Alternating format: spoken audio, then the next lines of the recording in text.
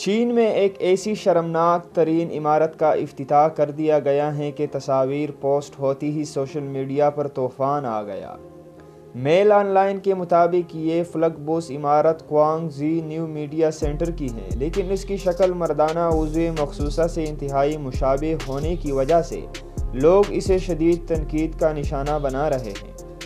چین کے جنوب مشرق صوبے کوانگ زی میں بنائی جانے والی یہ عمارت 2 سال کے عرصے میں مکمل ہوئی ہے۔ رپورٹ کے مطابق چینی شہری بالخصوص کوانگ زی کے لوگ اس عمارت کے ڈیزائن پر غم و غصے کا اظہار کر رہے ہیں۔ سوشل میڈیا پر اس عمارت کی ایک ویڈیو پوسٹ کی گئی جس پر کمنٹس میں ایز بوتنگ نامی ایک صارف نے لکھا کہ انتہائی مضحکہ خیز عمارت ہے یہ۔ ایک اور صارف نے لکھا کہ ایسی عمارت ہمارے شہر میں نہیں ہونی چاہیے تھی۔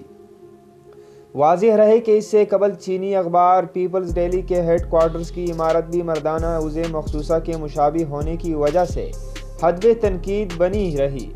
اس 33 منزلہ عمارت کا افتتاح 2015 میں کیا گیا تھا۔